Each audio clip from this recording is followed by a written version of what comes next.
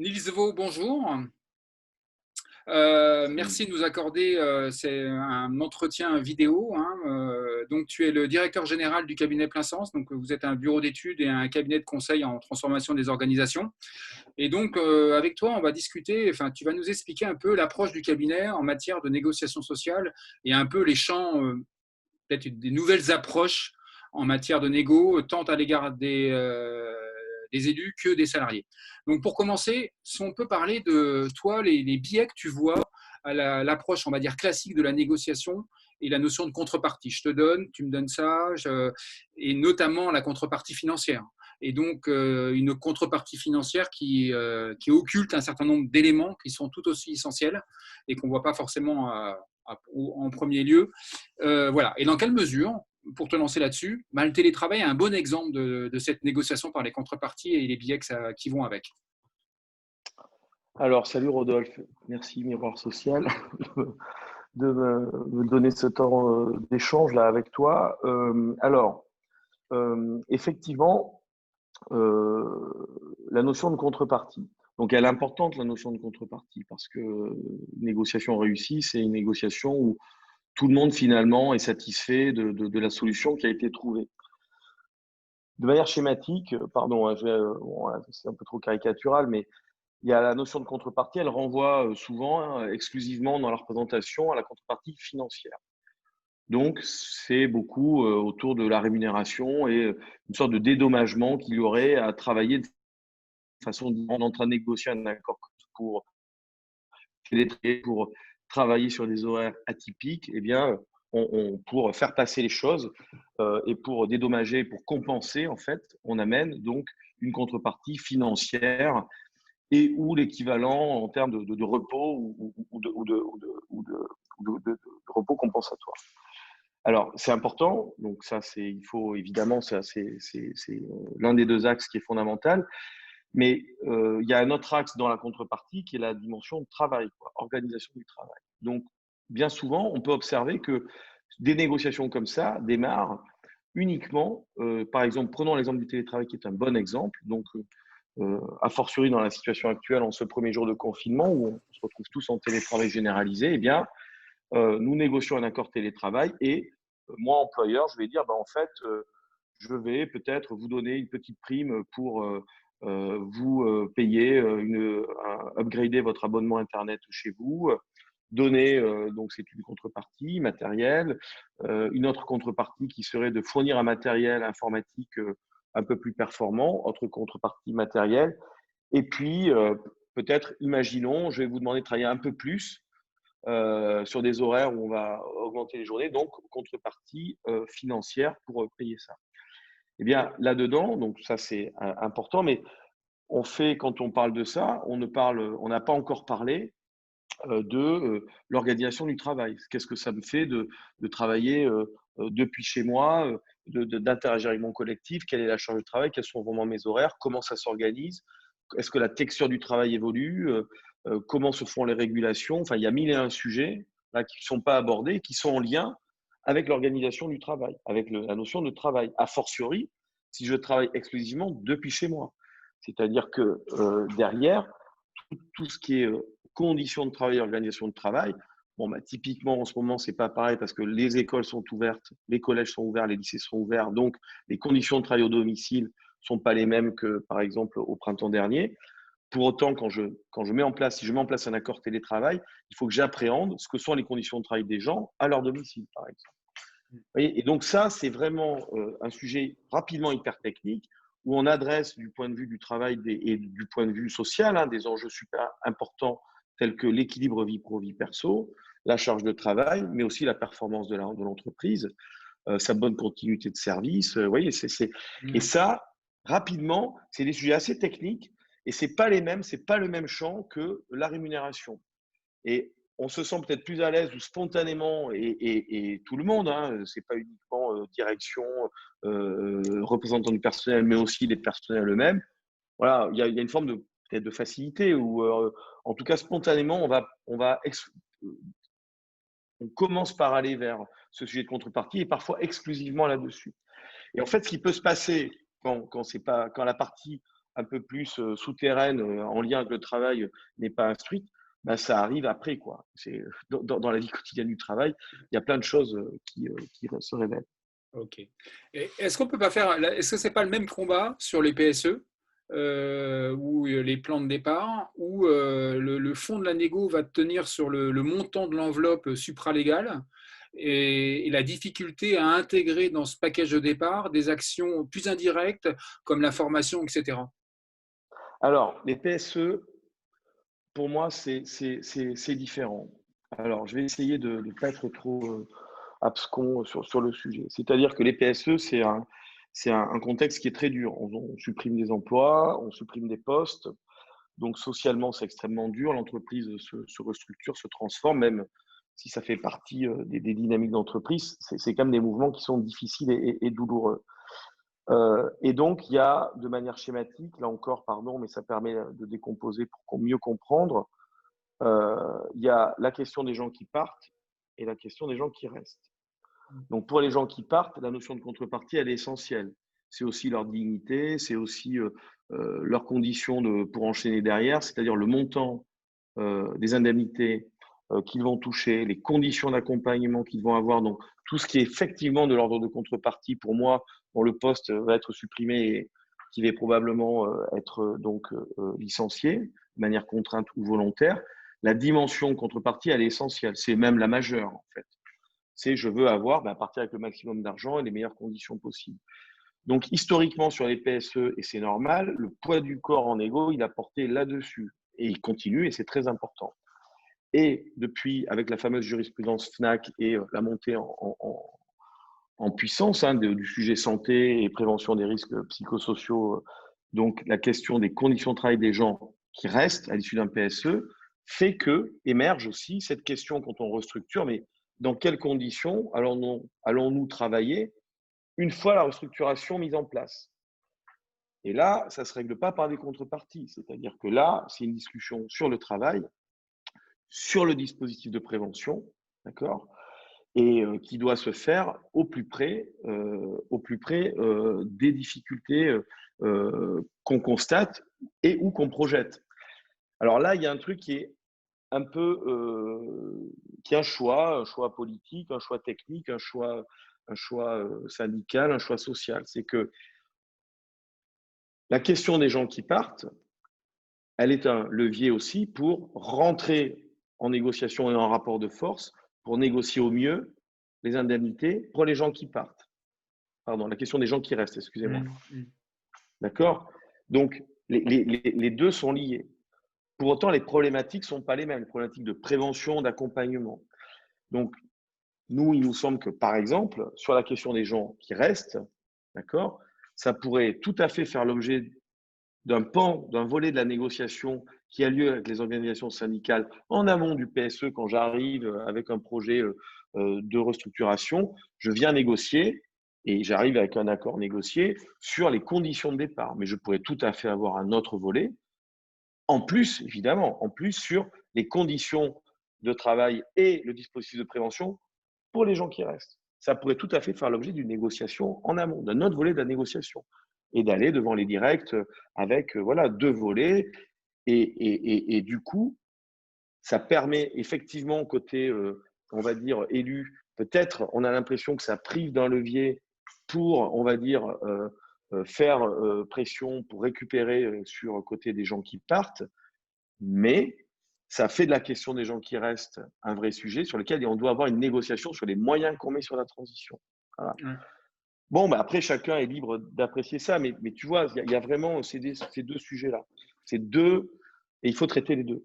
Ouais, tu as répondu sur une partie, mais sur la partie, sur ceux qui partent, d'accord, d'avoir le chèque le plus important, mais dans quelle mesure il y a aussi l'importance de dire, peut-être si l'employeur accorde un budget formation, effectivement, la personne ne va pas pouvoir faire ce qu'elle veut. Et peut-être, quand bien même le chèque est important, au bout de 2 ans, peut-être la personne, si elle n'était pas la plus employable, elle se retrouvait à Pôle emploi. Et que si elle avait investi dans une formation, tu vois ce que je veux dire? non, mais je vois, pardon. Non, mais l'autre point était important aussi. Je souscris à ça.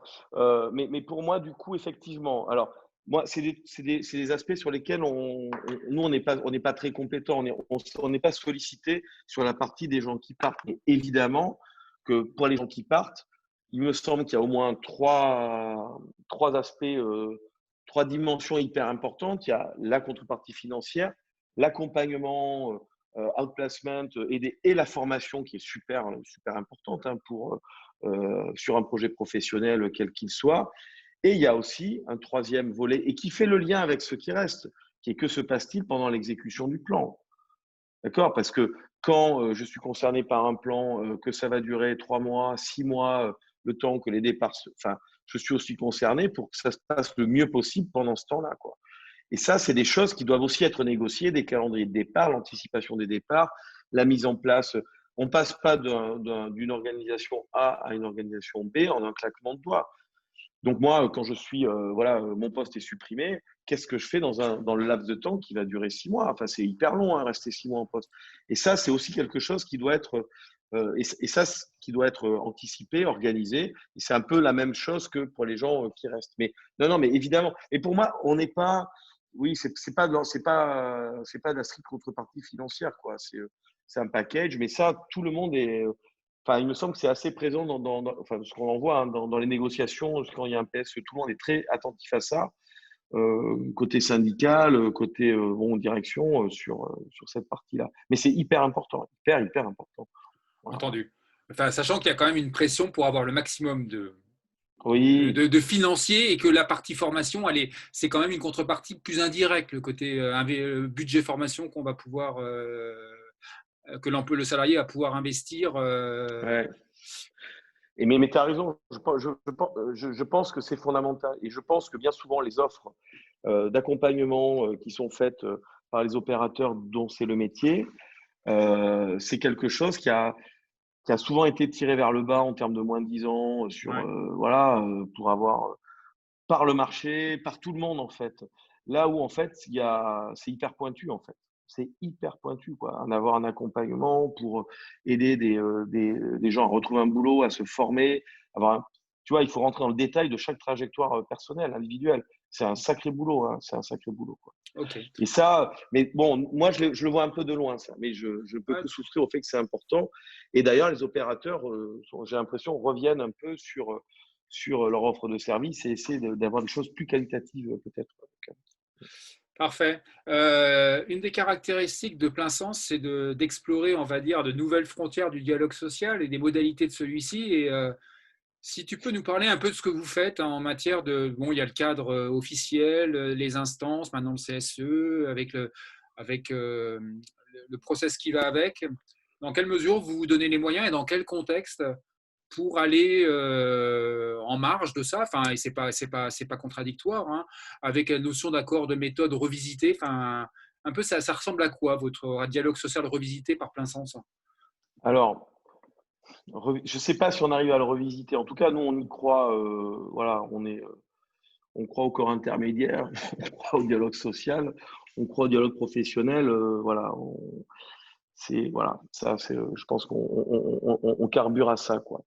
Donc derrière, ce à quoi on croit aussi et qu'on essaye de rendre possible, c'est à des logiques de compromis, quoi. Voilà.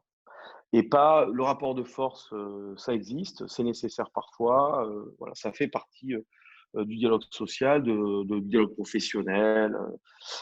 Donc voilà, ça c'est une chose. Et il y a également un autre outil qui est d'arriver à trouver donc une approche par le compromis, qui peut être d'ailleurs résulter parfois d'un rapport de force, hein, bien sûr.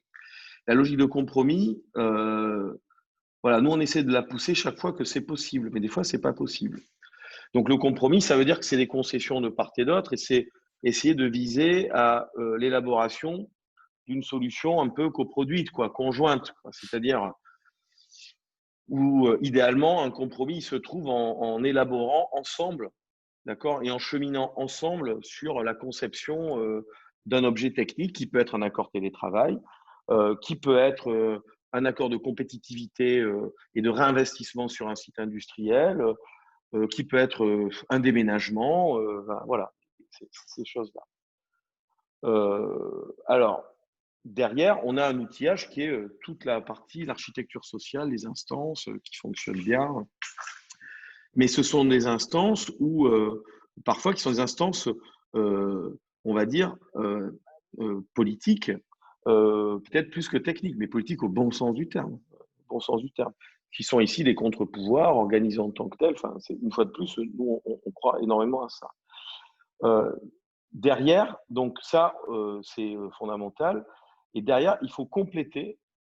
Alors, je vais essayer, pardon, d'être clair. Donc, en fait, le sujet, c'est que nous, ce qu'on aime bien, c'est quand on peut, restons sur notre exemple de d'accord télétravail. Eh bien, on va essayer de, de, de le concevoir ensemble. Donc, la question, c'est est-ce que on est capable de s'engager sur une logique de compromis? C'est-à-dire que soit on a l'approche A. Donc, l'approche A, dite approche classique, c'est la direction propose un projet, élaboré plus ou moins en chambre, plus ou moins avec les salariés, plus ou moins avec les managers, d'accord, mais à une copie plus ou moins opérationnelle, la propose aux élus dans le cadre d'une information consultation. Il y a une discussion effectivement là-dessus, et oui, non, et on enchaîne. Ça, c'est et de cette approche, on peut avoir un compromis, hein, évidemment. Il y a une autre approche quand c'est possible, qui est de dire, bah, en fait, on sent que ça va être un peu compliqué, et on essaye de rentrer en conception plus qu'en négociation sur le sujet, quoi. Et ça, en fait, c'est de dire, ben, cet accord télétravail, on va essayer de prendre un pas de recul et de dire ben, comment on pourrait le travailler. Et on s'engage finalement dans une démarche où on sera on va se tenir un peu, on sera tous un peu co-responsables de la solution. Donc, ça veut dire qu'on est prêt ou pas instruire ensemble la complexité technique du sujet, quoi. Mmh. Et des fois, il faut y aller, des fois, il ne faut pas y aller, quoi. Parce que est-ce qu'on est prêt ou pas? Est-ce qu'on réalise tout ce que ça signifie, aussi bien côté direction que côté partenaires sociaux? D'accord? Donc, côté direction, c'est oh là là, mais non, non, non, non, je préfère passer en unilatéral, en direct, ça va le faire. Je ne vais pas rentrer en discussion, le truc va m'échapper, ça va être compliqué. Non, non, on va vite, ta, ta, ta. Bam. Côté partenaires sociaux, c'est de dire, oh là là, ça va être l'embrouille. Alors, je vais me faire emmener sur un terrain qui est trop compliqué, je n'ai pas les leviers, voilà. Donc, non. Et les deux positions sont entendables et sont honorables. C'est-à-dire qu'effectivement, et c'est le vrai questionnement, c'est-à-dire, est-ce que je suis prêt à aller sur une discussion où moi, syndicat, ou moi, direction, je vais quand même m'engager, notamment syndicat, où j'ai des gens quand même qui votent pour moi et que je représente. Et je pense que la question des APC, c'est un truc qui est central par rapport à ça, pour me retrouver à devoir prendre des engagements pour le collectif, où si ça se trouve, je vais me faire embrouiller, quoi. Je vais pas arriver à démêler les trucs et je vais pas arriver à accoucher d'une solution qui soit la bonne solution au final pour les salariés. Et tout ce travail-là, il est hyper compliqué à mener en amont. C'est-à-dire, j'y vais ou j'y vais pas.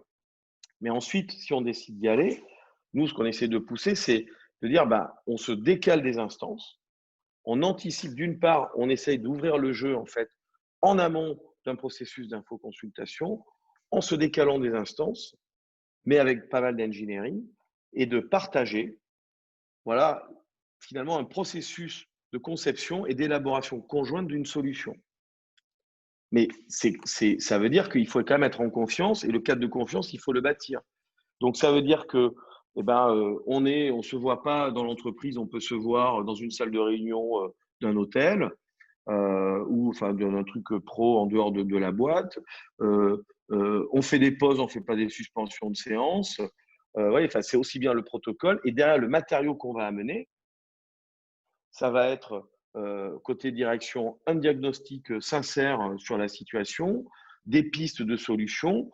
Côté élu, ça veut dire qu'il faut prendre le truc, l'assimiler, pareil, amener des solutions, et puis derrière, essayer de cheminer, et ensuite de soumettre ça, d'élargir, de tester les solutions qui sont imaginées comme ça auprès des autres parties prenantes. Est-ce que dans des approches comme celle-ci, vous avez eu déjà l'occasion d'intégrer la notion du droit à expertise des CSE? L'intégrer dans cette démarche-là, avec une notion de Alors, copilotage, est-ce que ça peut s'articuler?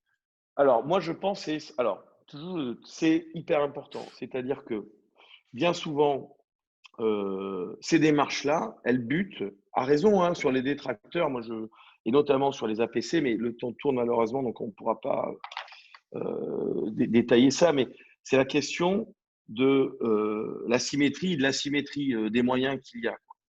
C'est-à-dire que pour que ça soit loyal et équitable, voilà, il y a des consultants, il y a des conseillers juridiques côté direction, il faut qu'il y ait la même chose côté syndical. C'est pas possible, c'est pas possible. Alors, il faut qu'il y ait des gens qui peuvent être des gens soit qui accompagnent spécifiquement chacune des parties prenantes, mais aussi qui accompagnent le processus méthodologique, d'accord, dans son ensemble, qui accompagnent les deux parties. Mais c'est fondamental qu'il y ait des experts, mais pas dans le cadre d'une mission d'expertise. D'accord, qui est un truc très précis où on est là pour analyser les causes racines d'un problème d'un projet ou d'un problème qui a des conséquences sur la santé des travailleurs. Non, non, on est là pour avoir des consultants, des conseils qui sont là pour aider à se saisir de cette complexité technique, aider à se saisir des enjeux de la négociation. Et ça, il faut des gens des deux côtés. C'est hyper important. Il faut de la formation aussi. Mais sinon, moi, je comprends qu'on n'y aille pas. C'est trop compliqué. Voilà. Et ça, je pense que ça fait partie des conditions qui disent on y va, on n'y va pas. Nous, quand on l'a fait, on avait des confrères qui étaient en face côté syndicat, mais pas dans le cadre d'une mission d'expertise. Mais heureusement qu'ils étaient là, consultants de super bon niveau en stratégie sociale, côté OS, et qui facilitent le truc et qui amènent de la ressource. Voilà. Mais c'est-à-dire qu'on n'est pas dans quelque chose qui est un affrontement, mais qui a une construction quand même technique, mais il faut de la ressource. C'est une condition de réussite. Hein. Et ça peut aussi passer par de la formation en amont, y compris la formation conjointe avec les différentes parties prenantes, aussi bien côté RH, social, opération, côté direction, que côté CSE, avec des trucs où on prend les gens ensemble et on les forme aux enjeux techniques de la négo. Hein. Parce que c'est vraiment technique quand on rentre sur le temps de travail, sur les horaires atypiques, sur le télétravail, sur la compétitivité, sur les rémus, les compétences. Bon, enfin. Entendu. Tu nous accordes encore 5 minutes? Ouais, 5 minutes, allez. Ouais, pour faire le lien avec les approches participatives, le dialogue social qui va intégrer les salariés dans la démarche. Dans quelle mesure parfois ça peut confiner un peu à l'enfumage, enfin perçu comme tel du moins. Et c'est quoi qui fait que ça ne va pas être de l'enfumage et qu'il y a vraiment un réel sens, de bon sens, à intégrer les salariés, quelle que soit la façon, dans les processus d'élaboration des transformations, des projets. Alors, ça, c'est une très, très bonne question. C'est un très bon point. On va pas l'épuiser là, mais ça, on pourra se revoir pour parler de ça. Pour faire le lien avec ce qu'on disait, c'est-à-dire le dialogue social. La démarche participative, alors déjà, on oublie un instant la partie dialogue social. La démarche participative en tant que telle, bon, voilà, il y a généralement, on observe soit quelque chose qui est vraiment une démarche participative qui s'apparente à une forme d'information, communication des salariés. Je fais passer la pilule, ok. Donc j'informe les gens d'un changement, d'un nouveau projet, d'une nouvelle organisation, voilà. Et il y a une autre approche qui est, en fait, j'ouvre un peu le jeu quand je fais du participatif et j'ouvre un peu le jeu, c'est-à-dire que je permets aux gens que je fais participer, je leur permets d'interagir sur le contenu du projet, d'accord? Voilà, c'est-à-dire, je te demande ton avis pour déménager, je te demande ton avis sur le télétravail, c'est qu'il y a des marges de manœuvre qui sont possibles, d'accord? S'il n'y a rien, c'est bon. Mais tu vois, donc déjà là-dedans, c'est technique. Et ce n'est pas les mêmes approches. Et des fois, à partir du moment où on est clair, on dit, bah voilà, ce qu'on appelle l'accompagnement du changement ici, ça va être une information, mais qui est importante, hein, où tous les gens auront compris ce qu'on change, mais fondamentalement, on ne leur demande pas leur avis, on ne les rend pas acteurs, d'accord, du contenu du changement. Ou alors, il y a des démarches où je les rends acteurs du contenu du changement. Je reviens sur le cas du dialogue social. Donc, quand on est, par exemple, sur un accord télétravail, on va dire, bon, ben, on négocie avec les partenaires sociaux, voilà, mais il y a bien un moment où il faut quand même le quitus, enfin, il me semble qu'il faut tester les solutions auprès du corps social, c'est-à-dire des travailleurs, des managers, voir si on n'est pas non plus à côté de la plaque, d'accord? Donc, chacune des parties prenantes le fait à sa façon.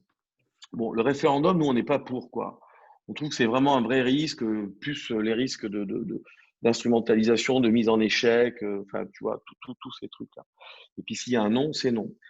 Donc, en revanche, il y a des façons de tester un petit peu le contenu auprès des gens. Donc, le participatif, ça peut être ça. Donc, il ne faut pas, idéalement, il ne faut pas que je suis côté direction, je vais tester, d'accord, un accord télétravail ou les grands principes directeurs de ce que serait un nouvel accord télétravail. Bon, il ne faut pas que ça soit une façon d'encercler les OS, de les mettre devant le fait accompli, de dire regardez, tous les gens ils sont d'accord, vous non, bon ben tant pis quoi, rangez-vous à cet avis-là. Typiquement, c'est ça qu'il faut éviter. Donc, il faut arriver, et si on est dans une approche de compromis, il faut arriver, y compris avec les élus, à dire, bah, voilà, comment on teste chacun de notre côté, de manière pas opposée, bah, la faisabilité de ce qu'on a imaginé. Un exemple, sur le télétravail, on est toujours sur le télétravail où on est en jours par semaine. Mais le télétravail, on pourrait tout à fait le mensualiser, l'annualiser. On pourrait être sur une enveloppe de jours télétravaillables dans l'année ou dans le. D'accord, hein, mais ça, c'est bien, c'est une bonne idée, c'est pas une bonne idée. Donc ça mérite d'avoir des ateliers avec les gens qui travaillent. Ça mérite que les élus testent ça. Donc, on peut aussi intégrer les élus à la démarche participative, mais en tant que technicien et que témoin un peu de ça. Donc, il y a plein de trucs. Donc, pour pas que ça soit de l'enfumage, il faut que l'objet de à quoi ça sert soit bien clair, voilà, et partagé avec les élus. Moi, je trouve avec une négo qui est en route. Je ne sais Entendu. pas si je suis clair, hein, je vais très vite Nickel. là, mais ça Nickel. mériterait des développements. Non, non, mais très bien. Et des Message fois, c'est passé. pas possible. Et si c'est pas possible, il vaut mieux rester sur des positions et des postures qui sont bien campées où chacun a ses repères. Ok. Rien de pire que de vouloir et se rendre compte au milieu du gué qu'on n'est pas prêt à faire des concessions. Alors là, la dispute est bien plus terrible que dans un truc un peu classique où on peut s'affronter, mais ça fait partie du jeu. Ok. Bah, écoute, merci Nils pour cet entretien. Et je précise que merci aussi à Plein Sens. Vous allez donc parrainer et intervenir sur le visio-débat qu'on organise le 18 novembre prochain sur les transformations du dialogue social dans les fonctions publiques, où on aura donc les responsables des 4 fédérations syndicales Super. qui s'exprimeront. Et donc, on aura l'occasion d'avoir aussi le regard de Plein Sens là-dessus. C'est Donc, super. merci Nils. Merci. Et merci Miroir Social et surtout lâchez rien. Voilà, sur cette passerelle que vous êtes, c'est super avec les partenaires sociaux Ah, et les merci, je professionnels prends. et tout le monde. Voilà, c'est On super. prend. Merci Rodolphe. Bonne journée à toi. Bonne journée. Ciao. Ciao. Salut. Merci. Ciao, ciao.